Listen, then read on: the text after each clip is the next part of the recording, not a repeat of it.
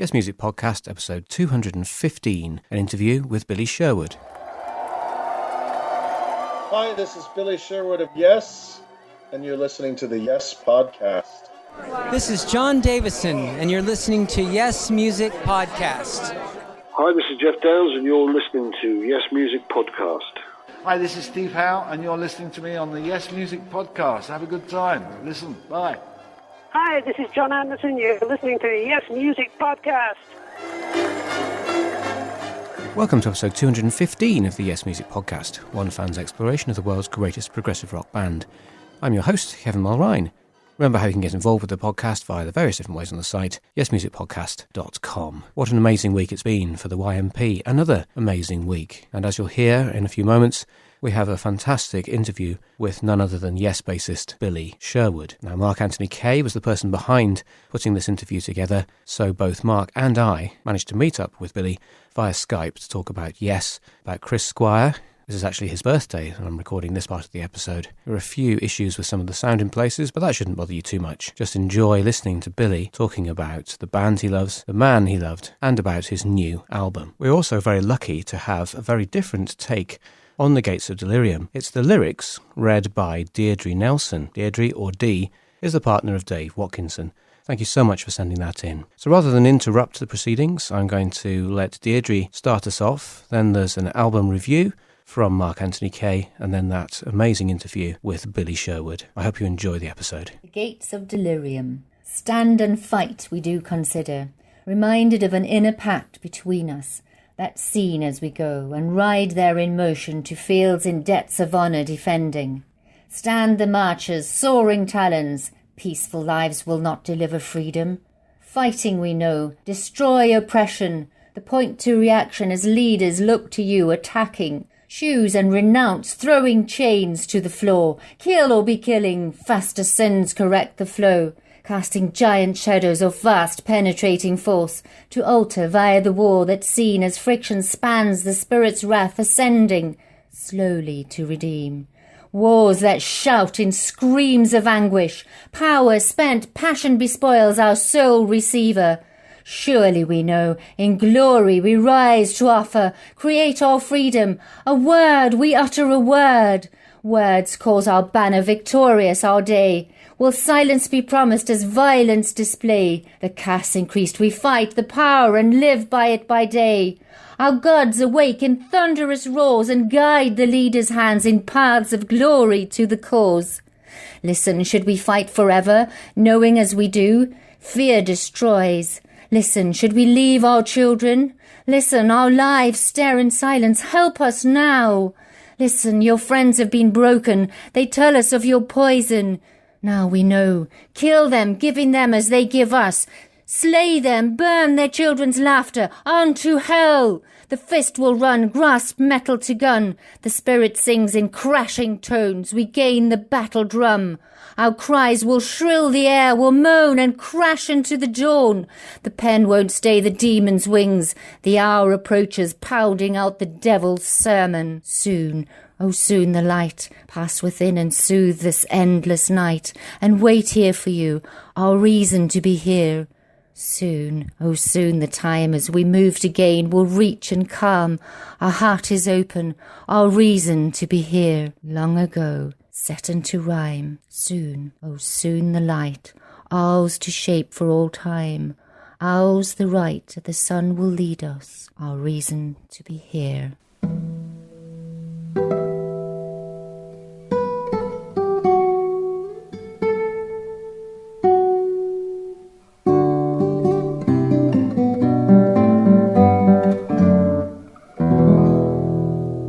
Greetings, YMP listeners. This is Mark Anthony Kay, coming to you from the Great White North with this week's album review.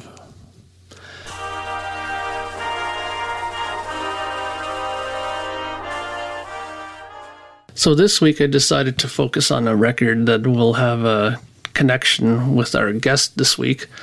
That album is going to be Keys to Ascension.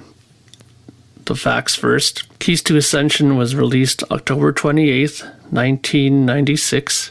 It was recorded in March of 1996 over 3 nights at the Fremont Theatre in San Luis Obispo, California. It was produced by Yes and Tom Fletcher, and it was mixed by Tom Fletcher and Billy Sherwood, hence the connection. So, let's talk about a few things with this record. First of all, as far as the popularity of Yes at this point, they were kind of in a little bit of a lull, I would suppose, by this point. Yes, they got the original members back. This was shortly after the Talk Tour wrapped up. And I guess the appearance of the record on the charts would kind of also support that they weren't exactly, the hip thing at this point. In the UK, Keys to Ascension hit number 48. And in the US, where it only stayed a whole 2 weeks on the charts, it made it to 99 exactly. But that's neither here nor there as far as I'm concerned. I think Yes fans have never really cared about what the media thought about the band. We only care about what we think. So, what do I think? Well, when this record was first recorded, there was a lot of bootlegs that came out, and they were readily available actually after this show was recorded, and one would kind of notice by comparison of those bootlegs and this official release that there was quite a bit of overdubbing done on this album. Now that's not a big crime or anything. Lots of records throughout music history have been overdubbed and fixed up for commercial release, and I guess Yes was one of those bands that felt that he needed to do it. Incidentally, mainly John Anderson's vocals were redone quite a bit from what I understand. So as for the rest of the record, personally I think it's a really good record. The songs that are on it were a good cross-section of songs from their past. Siberian Khatru, Roundabout, obviously, Awaken, Starship Trooper, a lot of songs like that. I think the big surprise on this record was The Revealing Science of God, which I don't think anybody really expected to hear, but hence it's on there. As far as the production goes, I think this is one of the better sounding Yes live albums. I mean, compared to Yes Songs, which was riddled with all kinds of production difficulties, this sounds vastly superior, but of course will never be in quite as high a standing as Yes Songs, or even Yes shows for that matter. But I think that's kind of unfair, because this is a really good performance. It has the original, well, not the original, but the more favorite lineup of Yes, which was Alan White, John Anderson, Chris Squire, Steve Howe, and Rick Wakeman. So what more could you really ask for? As far as I'm concerned, the highlights on this record are Siberian Khatru, which is one of the best openers that they ever had and still have. And the performance on this record is really great. I mean, especially Chris Squire, his bass tone on this record is really, really good. Even the whole bass pedals that he uses during the live performances really rumble and thunder on this recording. Another thing that's very interesting about this album is on the second disc that we are given 2 studio tracks, and those studio tracks are actually one of the better things on this record, if you ask me. They went in actually with Billy Sherwood after the fact, or actually correction there. They actually went in and recorded these songs prior to the recording of this live album. And those 2 songs were Be the One and That Is, which actually that song clicks in at a impressive 19 minutes and 15 seconds. So they were obviously trying to harken back to their more progressive roots on this record. And I think it's a very well done song, and once again Billy Sherwood needs to be commended on his really good work of recording and producing and mixing those 2 songs. And as far as I'm concerned, when I first heard those, they really, really stood out for me and actually made me quite anxious for new Yes material in the future. So in closing, I'd like to say that if you haven't bought this record, you might want to take a chance and buy it. If you're not really into live albums, though, and might be interested in checking out the studio material, there is a record called Key Studio that came out that had these 2 songs, plus I believe it's 5 more that were on Yes is Keys to Ascension 2 that came out in 97, I think. Yeah, so those songs are also available on a separate release. It's a kind of hard to find release, but if you look hard enough, you'll find it. So out of a 10, I would easily give Keys to Ascension about an 8 out of 10. So if you haven't bought it, go out and grab it, and I believe that you will be very happy. Until next week, this is Mark Anthony Kay saying bye-bye. So I'm here with Mark Anthony Kay, and it's an absolute pleasure and privilege to speak to Yes bassist, solo artist, songwriter, producer, engineer, prog collaborator, and multi-instrumentalist Billy Sherwood. Hello, Billy. Hi, how are you? Very well, thank you. How you doing there, Billy? Good, how are you, man? Good. Long time no talk, but we'll get started here. So you're going to be touring with Yes very soon in the UK and Europe, playing some pretty essential prog records, Fragile and Drama. How do you feel about doing these records? Well, I love all the Yes music in the catalog, and so to play these records is an honor and a privilege.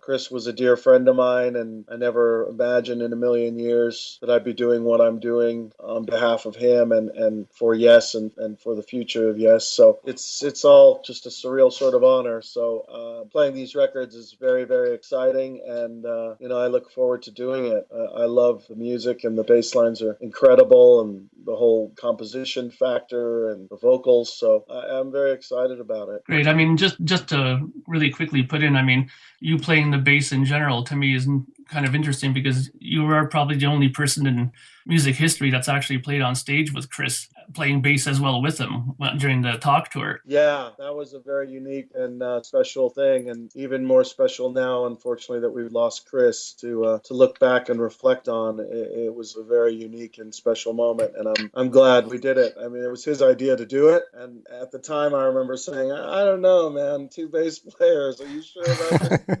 And he said, oh, come on, let's do this. So, he was very into it. So it was just a complete honor to do that. I mean, Chris was my guy growing up and learning how to play bass. So to stand on stage with him and play bass was really, really special.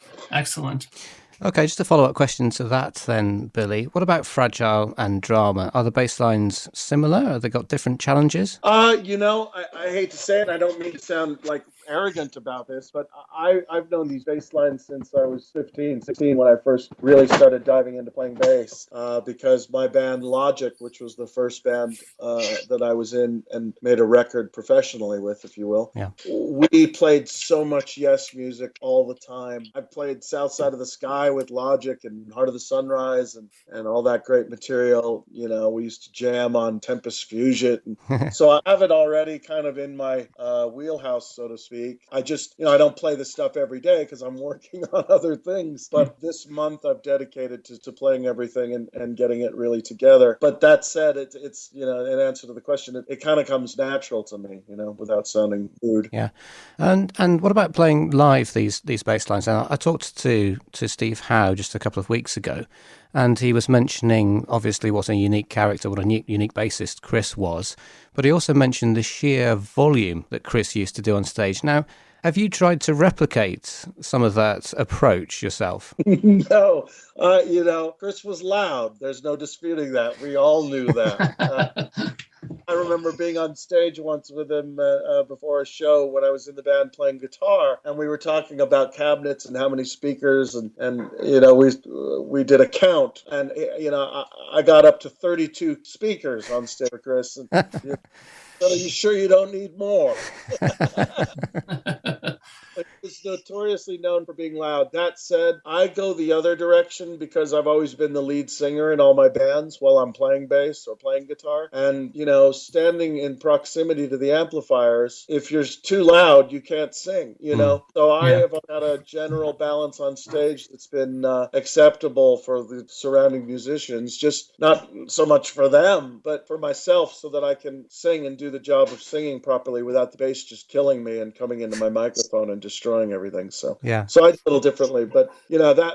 I did tell the front of house guy, there's no way I'm going to be as loud as Chris coming off stage. So do make sure the bass is cranking in the PA because people are used to bass. And Yeah, absolutely. And you must be very heartened by the fan reaction to you taking over that spot, because I haven't heard a single person really being negative about what you've done. Everybody's absolutely loved it. Well, that's wonderful to hear, and I'm feeling that from the fans myself, and it is amazing given the circumstance. I mean, I think by now the diehard fans know my passion for the band because I've been around it a long time, and they also know my relationship with Chris inside of Yes and outside of Yes. Obviously, we had our band Conspiracy and played on a bunch of tribute records I made, and we were close in that regard, and so I think that helps the people accept this most radical and dynamic change I think that Yes has ever experienced. Yeah. There's been people who've come and gone, but we've never lost the likes of Chris Squire, so I'm honored that the fans have rallied behind it, and I'm doing my best to represent in a way that they can close their eyes and sort of visualize that Yes that they've always known and loved, because that's what I want to happen. Yeah. Absolutely. So you will be very much aware of the Anderson Rabin Wakeman project, which is kicking off. And how do you feel about a different combination of Yes musicians going out on the road? Well, that's happened down through the ages now, where the members have branched off and done. And there was Anderson, Rupert Wakeman, Howe back in the day, and there's been other aspects of artists from Yes doing their thing. So I don't have a problem with it at all. And I know all those guys; they're lovely people. Rick is on the last 25 records I've made as a guest artist. I've known Trevor, since the late 80s, and John, obviously, I worked with closely. So I wish them well, and I think, they're amazing musicians, so it's going to be great, whatever they do. That said, there's plenty of room on the playing field for multiple teams. I'm just happy to be serving under the Yes flag and playing in the band that I'm in right now, and that's what Chris wanted me to do, and so that's the thing, So I'm happy about what I'm doing, and I'm happy for anybody else who's making Yes music in 2016. Well, that's great to hear, and it's very exciting to have various different versions of the band out there again. Okay, so I've heard a few interviews of late on the internet, and including an interview recently on this podcast with Steve Howe, where Steve has said that recording is not in the picture for Yes right now. But what would you like to see for Yes in the future? Well, I'm all about making new music. That's what I do. And, I make a lot of it. And so making new music with Yes would be something I would love to do. That said, Yes runs at its own pace. And I'm not, I haven't rejoined the band to become a dictator and set everybody's schedule the way I would like it to be, so I just go with the flow until we're ready to make new music, and at that point turn the faucet on and let the water flow, so to speak. For just to follow that up, I kind of get the vibe that Steve Howe is one of those gentlemen that kind of, goes with his instincts and his kind of gut reactions. It's almost like right now he mentioned that he doesn't see the picture like recording, but it's almost like when the moment's right and something springs on him, that could almost turn on a dime. Do you kind of agree with that? Well, I mean, I think that everyone is capable of changing their minds about things depending on the situation. And I know that, with Chris's passing, it's definitely too soon to be just rushing into the studio to make another album. So I think for the band's long-term health and prosperity, the path that we're on right now of just playing live and showing people that it's still alive and well, and that this is what Chris wanted and the band wanted. I think doing that and getting around the world and showing people, for the lack of a better phrase, proof of life, will tee up the inevitable next record, and it'll all come naturally when it comes. So I don't have a problem with people changing their minds about things, and some things are set in stone on a Tuesday and they're destroyed on a Monday, so anything's possible. Had you asked me, do you believe that you'll be the bass player in Yes in 2016 next to Steve Howe, I probably would have said no, because it's no mystery that, Steve and I have worked closely together and have been odds at times. I think we produced some great music through all that, and I think that's what Steve really respects the most. He's a man who says what he thinks, and I appreciate that, because at least you know what you're dealing with. He's capable of changing his mind, but when he does, that's when things will start changing direction. I think it'll all happen naturally. Yeah, absolutely. I think that you're 100% correct with this approach. And just a little side note, if there is new music, I'm really looking forward to it because I think that some of the stuff that you've been involved in has been some of my favorite, especially like Open Your Eyes. Oh, cool, man. Well, there are those who love that and those who hate it. People don't understand the dynamic and the context during that period. So there was a lot going on, and there was a reason and a rhyme for everything. And that record was very important at the time to keep the unit together and moving forward. And so I'm proud of it. I'm proud of the latter, and I'm proud of all the records I've had the privilege to work on with Yes in a production or as an artist or writer, going back to starting with the Union album and The More We Live. And I love the entire catalog. I mean, it's no secret that Yes is my favorite band. So it's a fate-filled situation all the way around, and I'm happy to be involved. Awesome. This has been really on the back of my mind here, Billy, that I wanted to ask you about. It's in regard to Heaven and Earth. You came in and recorded the backing vocals, and then you came in and did the mix. That's correct, right? Yes. Yes. So what I wanted to ask you was there a reason? I mean, you don't have to answer this if you don't want to, but were the band sort of at odds with Roy Thomas Baker? Were they kind of button heads at that time and that's why you came in? Or was this just a planned thing for you to come in and do this section of the record? I don't know the particulars of the relationship dynamic at the time. When I came in to do the backing vocals, it looked like a normal session to me. There was no boxing gloves hanging on the wall. I've seen those before, waiting there. So none of that on. But I think that, Yes is a tricky animal to get in there and try to tame. And as far as backing vocals and whatnot, I just think that Chris knew that he could trust me coming in to throw in ideas at the project that hadn't been presented. And I think that's what they were looking for more than anything. So I sort of produced, if you will, for lack of a better word, the backing vocal sessions. And we knocked it out in 10 days. And, everybody was really thrilled with what we'd come up with. And I came up with various parts. And, I did a lot of work with Chris and Steve and John in that regard, getting those vocals together. Everyone was really happy. And, I went home and thought, well, that was fun. I enjoyed that, working with Yes again. It's been a while. And then a few days later, maybe a week later or whatever it was, longer than that perhaps. But in any event, Chris called me and, he said, we're not happy with the mixes. And I said, well, so what do you want me to do about that? What are you suggesting? He said, well, is there any way you could take a stab at mixing this record for us? Because, we know what you can do and you're in the style and the vibe. And so I said, sure, send me the files. So I mixed their record for them, and that became something that they were really, really happy with, and the label was really, really happy with. And subsequently, I ended up getting the next live DVDs from Bristol and Arizona. So the band was happy with what I'd done. I don't know the political dynamic of why they didn't like the mixes. To be honest with you, Chris said to me, if you want, I can send you the mixes and you can have a reference. I said, well, if you're not happy with them, I don't want to hear them. Exactly. There's no point. So I don't know what the dynamic was there, and it's really none of my business. I know Roy Thomas Baker obviously is a super talented cat. Yes is a weird band to work with. There's a lot that goes into it, and a lot of it isn't musical. So yeah. That's, I think, one of the strange reasons why I've always been involved with these guys, because I met them a long time ago and got massively involved with all the quirks and the intricacies of how it works. And, when I jumped in the band, there ABWH was over here and Yes Without a Singer was here. So I jumped in a very tenuous period, and I learned the ways of the force, if you will, at an early age.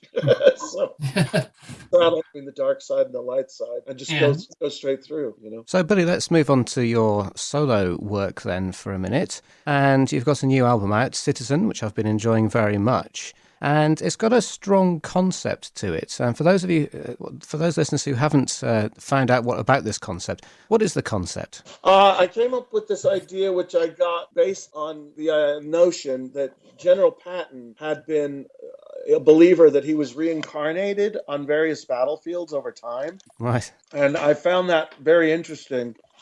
So I took that concept and I turned it into a character called the Citizen, which I then thought this lost soul is kind of reincarnated in various periods of history. And this afforded me a vehicle to write about historical topics that I was interested in.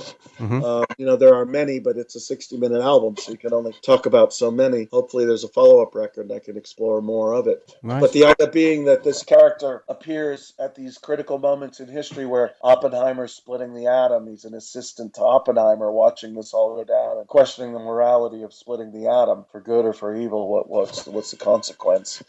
Or being a friend of Galileo, as Galileo is telling his friend, the Earth is not flat, and I know the church has a problem with this, but we're going to have to accept this. Or the idea that the Citizen was a World War I trench runner, sending the messages from the high command to the soldiers and watching all of his comrades go over the hill and not come back, and dealing with that, being the sole survivor of those battles. And so I just took this character and used it as a vehicle to be able to write about these various things that interest me. And through the entire album, you realize that this is this lost soul finding his way through these various lives. And I just thought that was an interesting concept to write about. I mean, honestly, when the label asked me to make a concept album, it took me a minute to, think about something, because everybody's done concepts albums about this, that, and the other. And I just didn't want to recycle something. I wanted to come up with something original, even though the idea of reincarnation is not original. Putting a character as sort of a time jumper, if you will, but in a unique way where it's part of a soul, I thought was interesting. So Okay, so you've got a huge selection of guest artists on this record. If I just read the list, it sounds like a roll call of the great prog artists of all time, really, doesn't it? Chris Squire, obviously, Tony Kaye, Steve Hackett, Colin Moulding, Steve Morse, Rick Wakeman, Alan Parsons, Jerry Goodman, Jeff Downes, Patrick Moraz, Jordan Rudess, John Wesley and John Davison. So the essential question is, which came first, the concept or the idea of working with all these guest musicians? Well, I am kind of known for doing tribute records over the decades now. I made a record with Paul Rodgers in 1993 called Muddy Water Blues. And that was really before this whole tribute thing went into overload. This was one of the first. And we had Jeff Beck, David Gilmour, Slash, Gary Moore, Buddy Guy, all these amazing players on there. And that record was a Grammy-nominated record that year. Unfortunately, we lost to Buddy Guy, who was a guest on our record. It kind of sucked. But anyway, a Grammy-nominated record, and it created a buzz, which for my career, where I was being asked to make these kinds of records. Could you do that same thing you did with Paul Rodgers, but could it be a tribute to Queen instead? Or could it be a tribute to Pink Floyd? And I remade The Wall in its entirety, like 40 or 50 amazing proggers on there. Yeah. So the idea that I could do that kind of thing and gather those forces was definitely something that the label was interested in wanting to do. And so that wasn't part of the equation. That was a given that I could do that. Right. So the idea was sort of already there on the table for that. But I just wanted to make a great record to surround these guys with, Okay, Billy. So as we all know, the first track is really special. It has Chris Squire on it. And from what I know from other times and other things I've read, I'm pretty sure that this is probably one of the last things that Chris actually recorded. Do you have any special memories or things that you remember about recording that song with Chris? Yeah, it's definitely his last recording, unfortunately. It's very sad to think about that, but yeah, it is. I had called him and said, listen, man, I want to get you on this record, and I don't know how we're going to do it. Are you coming to LA soon? And he said, well, I'm actually in Arizona, and I'm hanging with my family. I said, well, listen, it's not that far a drive. What if I put my mobile studio in the car and come visit? He said, that'd be great. So I drove to Arizona, set up shop in a Holiday Inn suite, which is a lot different than how we used to do. But we set up, and he came over and, played 5-string and was larger than life in classic Chris form, jovial. We would always laugh. We did a lot of laughing whenever we were together, reminiscing or talking about stuff. And he played great. and he was healthy as an ox. And, we went out to dinner and had this elaborate meal in the classic style of Chris Squire, the 5-star meal with the 4 waiters coming in synchronization, dropping your salad down. And I said to him, Chris, I'm an In-N-Out burger guy. What are we doing here? He said, I just thought I'd treat you to a nice dinner. So I said, okay, I'm happy. Let's do it. Wine flowing, the whole 9 yards. And he looked great. And I had a lovely dinner with him and his family, his wife and his daughter, and it was a really special thing and really great. So I went home and called him a couple of days later to say thank you for the hospitality, and I know you're coming to LA, so maybe we can get together and do some writing and whatnot. And he said, well, I've got a bit of a problem that's just come up. And that's when he told me about what was going on. And he had just found out. And unfortunately, man, 6 weeks later, he was gone. Yeah. So I literally had recorded with him, and then he got sick. And then we were on the phone back and forth through the whole thing. And I spoke with him pretty much right up until he passed away. And there was a lot of heavy conversations going on there. And, at the center of that is me rejoining Yes here. Yeah. But when he was in classic form, man. He played great, and I'm just honored that he's on the record, and that I got to capture that moment. And it's the lead-off song on the record, which just sets up the whole story about the record, and it's just an ironic twist to all of it with the reincarnation. Not that I'm reincarnated as Chris Squire, but I'll be damned. I'm playing bass in Yes, and he was my. So it just was weird on a lot of levels. But I'm honored that he's on there. Being that you had so much time with Chris over the years, and you've studied his bass lines and stuff like that, what would you say is one thing that you've learned that's the most valuable as far as playing bass that he might have shown you or taught you? I think for me, the thing that's the most intriguing about Chris, there are so many great bass players who I love. Tony Levin, Colin Moulding from XTC, Jocko is one of my favorites. There are so many, and all these guys have that skill and that talent.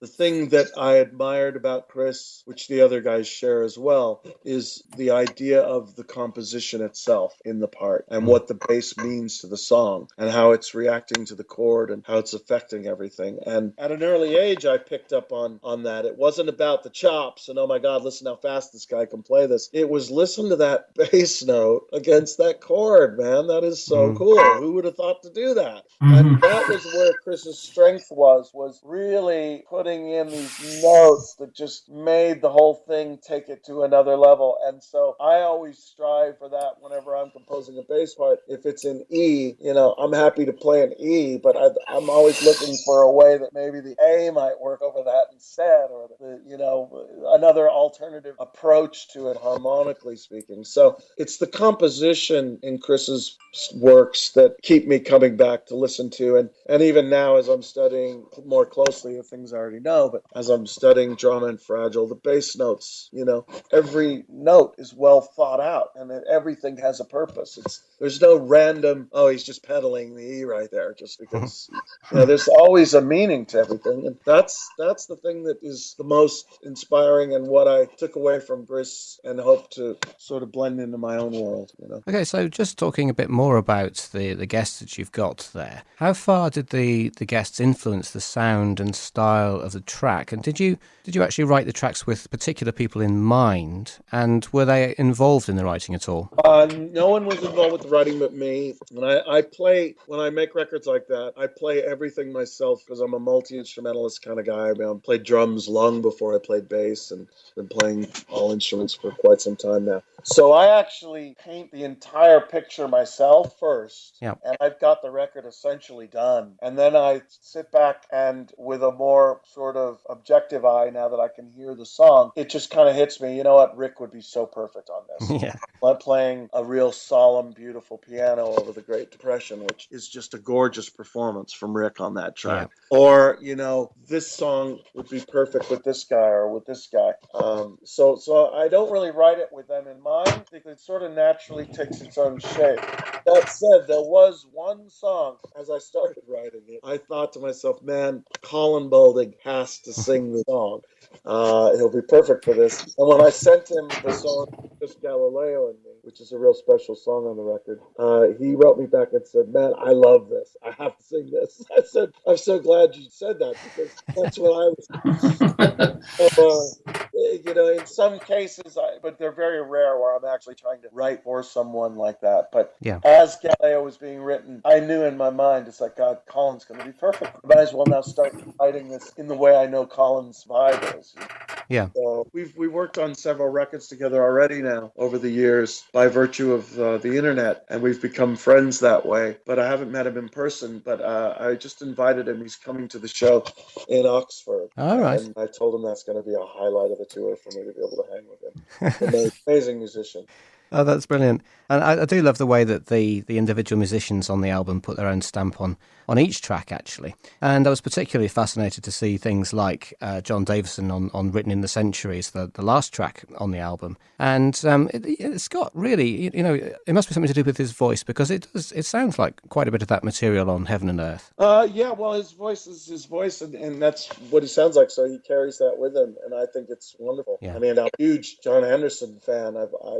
As Chris was my favorite bass player growing up, John Anderson was my favorite singer growing up, right next to Sting. It was a very tight race for first there between those two guys. To the point where, when I was 17 and we're playing shows around LA, and I played bass and sing, and I wanted to be in that style of those three, that people used to call me Chris Andersting. So those are my guys. That said, John Davison has this voice of an angel, man, and the guy is just a phenomenal performer. I have yet to hear him sing out of tune. I actually told him on a few occasions on the last tour, it's pissing me off that you're not out of tune a little bit every now and then. It's amazing. John is a fantastic musician and artist, and he's a sweet guy. He's got that passion for Yes like I do. And, I know that there are those out there, no John, no Yes, no Peter Banks, no Yes, and all this stuff. But Yes will continue despite those notions. And I don't think it could be in better hands than John Davison right now, that's for sure. Yeah. Okay, well, I think the big question is, what's next for Billy Sherwood? Lunch, actually.